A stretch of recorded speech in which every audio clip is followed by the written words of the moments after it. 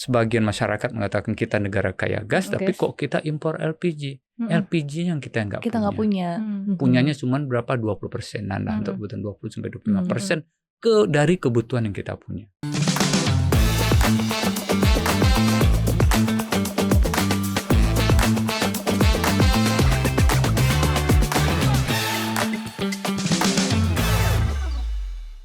Hai Sobat Cuan semuanya, apa kabar? Senang sekali ya kali ini gue Syarifah Rahma bisa kembali bersama dengan Sobat Cuan semuanya. Kali ini dalam koneksi konten energi seksi. Kalau biasanya konten ekonomi seksi, kali ini spesifik ya. Energi. Kita sesuaikan dengan narasumber kita. Ada Pak Archandra Tahar di sini. Apa kabar Bapak? Alhamdulillah baik. Apa kabar? Terima kasih udah diundang.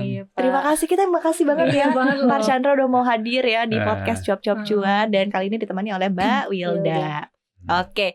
Pak Archandra, sedikit ya untuk Sobat Cuan semua, ini pasti udah tahu dong ya siapa sih Pak Archandra, tapi kita remind lagi, kita refresh lagi ya ingatan Sobat Cuan semua. Jadi Pak Archandra ini pernah menjabat sebagai Menteri ESDM, kemudian juga pernah menjabat sebagai Wakil Menteri ESDM juga.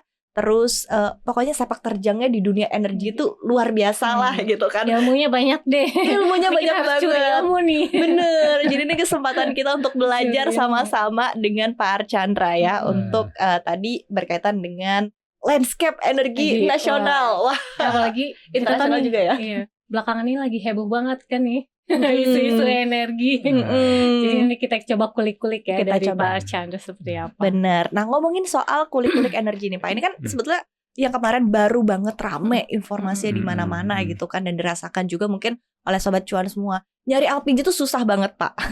Dan ini sebetulnya apa ya, problem yang sering kita hadapi, penataan sektor energi ya untuk energi di hilir gitu kan, ya, utamanya yang subsidi. Nah, kalau kita tarik jauh lagi kan, kita sebetulnya negara kaya banget Pak sama migas kan, minyak dan gas kita punya semuanya gitu. Tapi di hilir nih bisa gitu loh dirasakan kesusahan masyarakat dalam mengakses, dalam mendapatkan energi gitu kan. Nah, pertanyaannya kok bisa sih Pak? Kenapa? Apa yang jadi masalah utama kita Pak Archandra? Katanya kita kayak gas gitu Pak, tapi kita impor LPG dan kemarin isu kelangkaan. Kok bisa gitu Pak?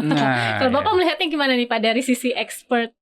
Bapak gimana nih Pak? Jadi kita harus kembali kepada masa di mana waktu itu pemerintahan Pak SBY dengan Pak JK kalau nggak salah yang mengkonversi minyak tanah ke LPG. Nah, sewaktu konversi terjadi, LPG kita punya nggak waktu itu? Punya. Jadi kita harus bedakan dulu. Kalau orang menyebut gas alam, maka gas alam itu tidak semuanya LPG. Ya, gas alam yang dinamakan C1 itulah metan, ya, C2 itu etan, C3 kita nggak punya LPG. LPG itu terdiri dari C3 dan C4. Ya. Propan sama butan. Ya. Kenapa kita kaya gas tetapi kita impor LPG? Ya. Dulu sewaktu dikonversi kita punya LPG itu. Ya, sedikit lah kita impor. Tetapi sumber-sumber gas kita itu makin lama tidak punya LPG lagi, C3, C4. Yang ada itu C1. C1 yang metan itu yang kita ekspor, yang bisa dijadikan LNG. Itu beda LNG dengan LPG. Sementara yang LPG yang kita butuhkan untuk memasak, karena sudah kekurangan sumbernya di dalam negeri, maka bagian ini harus diimpor. Makin lama sumber LPG kita makin berkurang. Sementara kebutuhan LPG dari tahun ke tahun mungkin sekarang berapa? 7 juta sampai 8 juta ton setahun. Kalau kita lihat masalahnya di mana? LPG ini akan selalu impor kalau kita tidak menemukan cadangan gas yang punya LPG. Yang C3, yang C3, C4 tadi. C4 C3 dan C4. Mhm. Tapi karakteristik cadangan kita yang sekarang itu banyaknya C1. Oke. Kalau gitu, gimana Kenapa? ini? Iya. Kita nggak bisa komplain kepada yang Maha Kuasa. Hmm. Ini urusannya adalah urusan yang memberikan kita kekayaan alam ini, natural resources ini, bahwa kita ternyata makin lama tidak punya LPG. Oh. Yang kita punya cuman Gas metan, alam, ya. bisa dijadikan gas pipa, Gas pipa. atau dia diliquidkan menjadi LNG, atau dikompres, dikecilin dia menjadi CNG. CNG dan LNG itu berasal dari gas metan yang kita punya. Produksi kita mungkin sekarang berapa ya? Yang untuk gas secara total itu mungkin sekitar 6.000 mm Juta CFD kaki kubik per hari. per hari ya. Data waktu saya di kementerian tahun 2019 kita ekspor sekitar 30%, 70% untuk dalam negeri. Oke.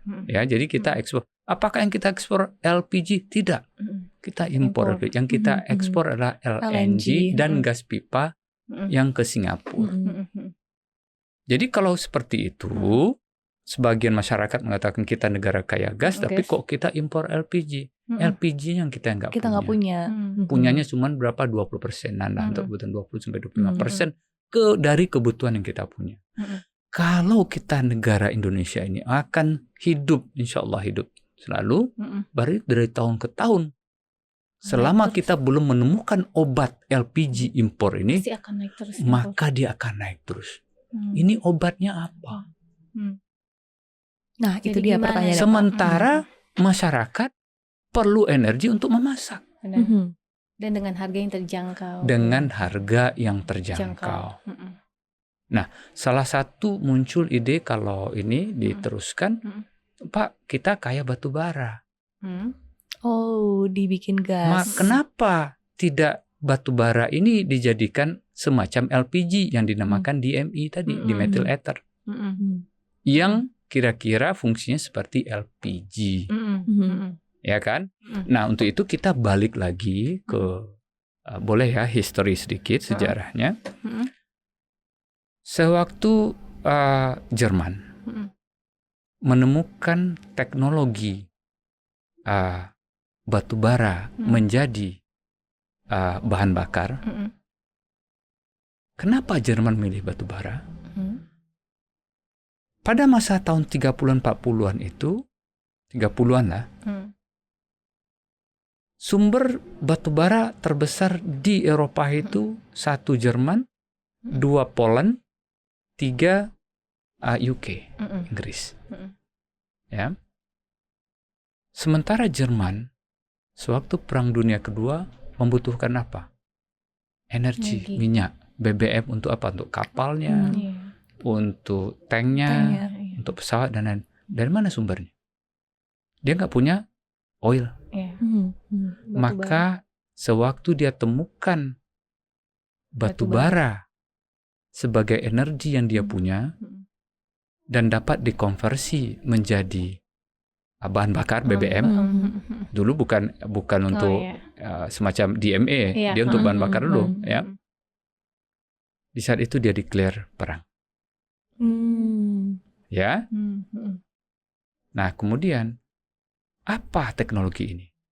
Jadi batu bara ini diinjekkan H2O, water, steam, menjadi CO, karbon monoksida plus hidrogen. Ini dinamakan dengan syngas. Dari sini baru diproses untuk menjadi minyak tanah, menjadi aftur, menjadi BBM lah. Nah, secara teknikal dia itu sangat mahal. Tapi pada saat itu Jerman tidak punya pilihan karena dia nggak punya minyak. Dia akan mengkonversikan apa yang dia punya untuk bahan bakar berperangnya dia. Dia nggak punya pilihan. Oh, ada impor dari sini, tapi semua negara tetangganya diserang. Benar nggak? Perang Dunia Kedua, negara tetangga mana yang diserang pertama kali oleh Jerman? Poland. Kenapa Poland? Ada batu bara besar di sana. Ya, ada jadi nanti kepentingan kita itu, ada bicara itu kepentingan lagi itu. ke belakang ya. Iya. Jadi DMA itu bukan teknologi lama, teknologi baru. Hmm. Setelah Perang Dunia Kedua selesai, sebagian ilmuwan Jerman ini kan ada yang ke Amerika, ada yang ke Soviet, ada sebagian kecil yang ke Afrika Selatan, dan membawa teknologi coal to liquid tadi. Oh. Sewaktu Afrika Selatan diembargo karena apartheid, ya, diskriminasi itu, dia diembargo, nggak boleh oil and gas masuk ke sana kan. Terus apa yang dilakukan? Saya punya batu bara, kata. Dia lakukan konversi batu bara menjadi BBM. Seperti yang dilakukan oleh Jerman. Tapi tujuannya untuk apa? Defensif. Sementara yang Jerman guna untuk ofensif. Ini mahal ini, nggak ada pilihan Afrika Selatan, maka dia memilih teknologi itu. Nah, sekarang pada saat damai, bagaimana kita melihat teknologi ini? Apakah sudah murah? Enggak. Enggak juga ternyata. Bukan enggak juga, enggak. Iya. Ya. Apakah dari sisi lingkungan, apakah ini bersih? Belum tentu juga. Kenapa? Dia membutuhkan air yang terus-menerus. Jadi salah satu negara bagian di Amerika, teknologi ini juga diaplikasikan di Amerika. Saya tulis itu di buku. Ini ada nih Pak, saya langsung buka nih. Ya, ada di buku. Langsung buka mengubah batu bara jadi bahan bakar mobil dan LPG. Ya itu dia. Silahkan baca bukunya. Jadi saya ceritakan sedikit. Ada satu negara bagian, senatornya bilang, saya nggak mau coal to liquid dibangun di sini. Kenapa? Jadi ini dinamakan synthetic oil itu ini. Istilah synthetic oil itu adalah yang dari batu bara menjadi BBM. Dia bilang nanti danau saya akan kering airnya. Karena butuh air. Karena butuh air yang banyak. Nah, untuk itu kita harus paham. Sewaktu kita memilih sebuah kebijakan, apakah itu technically visible apa tidak? Yang kedua, apakah itu commercially viable apa tidak? Kan itu yang selalu saya sampaikan. Technical, commercial apa? Yang ketiga, apakah itu politically acceptable apa tidak? Nah, sampai di situ dulu jawabannya. Tapi kan di sisi lain kalau tadi berbicara DME kan kita udah tahu bertahun-tahun yang lalu kan pemerintah juga udah mencoba DME, tapi ternyata agak susah, apalagi ketika harga batu baranya yang lagi melambung tinggi nih Pak. Itu ada pengaruhnya juga pastikan Pak. Ketika maksudnya harga batu baranya tinggi, mau diubah jadi gas kan nanti akan bersaingan nih dengan harga LPG kayak gitu, itu juga akan ngaruh. Dia akan jauh tetap lebih mahal. Dari mana saya tahu? Kebetulan 2019 waktu saya di kementerian, saya tuh belajar tentang DME ke Cina. Ya, kita datangi teknologi itu di Cina ada, dan itu kotor benar. Dan saya melihat sendiri prosesnya bagaimana steam itu diinjekkan ke dalam batu bara, keluar itu semua CO plus hidrogen, kemudian diolah lagi menjadi synthetic oil, ya. Dan itu butuh air yang banyak. Ya. Keekonomian gimana? Sangat mahal. Nah, untuk itu waktu itu kan PTBA lewat bantuan air product atau air liquid, air product ya, air products. Nah, apa yang diminta oleh PTBA waktu itu kira-kiranya adalah kalau bisa harga batubara semurah mungkin. Jadi nggak tergantung lagi berapa harga di luarnya, semurah mungkin. Karena kan pengaruh ke harga nanti LPG-nya. Kemudian insentif perpajakan dan royalti yang mungkin juga perlu diberikan sehingga harganya minimum ya, tidak jauh mahal daripada LPG. Tapi kenyataannya adalah kan nggak jadi. Ya, salah satunya pertimbangannya mungkin ya, kan saya sudah ada nggak di kementerian lagi, mungkin masalah komersialitinya. Nah, itu dia tuh pertanyaannya Pak. Kalau bisa ngomongin air, oke lah.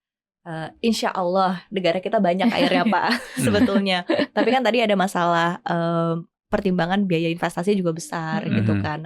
Tapi di satu sisi kita masyarakat Indonesia Pak sudah bergantung ya dengan LPG kan untuk keperluan sehari-hari, masak dan lain sebagainya. Nah, jadi solusi paling dekat dan paling possible ya, selain kita mengandalkan impor tuh apa gitu Pak? Ada nggak sih yang bisa kita lakukan? Mungkin substitusi lainnya begitu yang paling gampang dan paling mudah. Tidak ada obat yang satu obat atau panacea ya. Kalau kita minum sembuh, nggak ada. Dan juga tidak ada satu strategi yang menurut saya yang mampu membalikkan telapak tangan dari impor LPG yang besar ini dengan solusi ini selesai masalah. Nggak ada. Solusinya harus multi mode. Harus dicoba semua gitu ya Pak ya. Harus dicoba, harus bergandengan tangan dari solusi-solusi yang ada. Dan tetap koridornya adalah apakah secara technical ini feasible? Technicalnya dulu, kalau nggak technical nggak feasible, out. Apakah secara komersial tidak akan membebani atau hanya membebani sedikit ruang fiskal kita lewat subsidi dan lain-lain? Apakah kita diizinkan secara politik, misalnya politik luar negeri? Oh Pak, kalau gitu solusinya adalah mungkin nggak nanti ke nuklir dan lain-lain. Kita bicara ini masalah politik juga, geopolitik di regional maupun geopolitik dunia, ya kan? Kalau begitu apa saja solusi-solusi yang mungkin?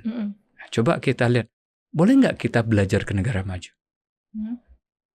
Kalau saya dulu di Amerika, kalau saya tidak salah, kita menggunakan gas yang kita gunakan untuk memasak, kita boleh punya dua pilihan di Amerika. Apakah kompor kita itu kompor listrik atau kompor gas? Bebas. Gas tersedia, listrik tersedia. Tinggal kita milih. Kalau gas, apakah itu gas LPG? Tidak. Gas pipa tadi. Gas pipa yang berasal dari C1 tadi, metan. Harusnya yang itu lebih ya. murah daripada LPG. LPG kita pakai butan di Amerika itu yang pakai tabung seperti di sini. Apabila kita akan piknik, misalnya ke barbecue dan lain-lain yang tidak tersedia gas pipa, maka kita gunakan gas yang lebih mahal, which is LPG. Tapi rumah-rumah itu dialiri bukan gas LPG, gas pipa yang berupa gas metan yang lebih murah. Nah itu dia Pak, kan kita sebetulnya udah ada ya Pak ya rencana dari pemerintah. Kemudian kemarin juga kan PLN juga sempat ya, Bapak juga pernah jadi komut ya Pak ya. Komisaris independen masih ya Pak ya? Enggak lagi. Udah nggak lagi. Kayak komisaris independen dari PLN gitu kan. Tahu lah ya Pak bahwa upaya untuk meningkatkan penggunaan kompor listrik di masyarakat kan sudah dilakukan. Terus Jargas juga gitu. Bapak juga komisaris juga di bagian dua-duanya, jadi udah paham gitu kan. Udah kemana-mana nih Pak gitu. Jadi ada Jargas juga. Tapi kan sebetulnya balik lagi masalah implementasi di lapangannya gitu Pak. Apa sih Pak sebetulnya bikin implementasi ini tuh sulit, gitu ya, belum masif dan susah, kayaknya susah gitu loh mau masuk benar-benar ke masyarakat gitu. Padahal kan kalau misalnya emang pemerintah untuk menekan impor LPG harusnya diversifikasi ya Pak, mau nggak mau kan, maksudnya diversifikasi apalagi kalau ada barang yang lebih murah ya, harusnya kan idealnya kayak gitu nih Pak. Tapi apa sih Pak? Gimana kendalanya sebenarnya? Kira-kira jumlah rumah di Indonesia berapa ya? 280, hampir 280 juta. Enggak, itu penduduk. Penduduk ya, masyarakat. Kalau setiap rumah itu ada 4 orang. Bagi 40 lah minimal. Berapa? 50-an, 60-an. Mungkin sekitar 70 juta lah ya. 70 juta. 70 ya. Sampai saya hanya bisa punya data sampai saya di Kementerian 2019, kita punya Jargas itu baru sekitar 700.000 atau 800.000 sambungan rumah.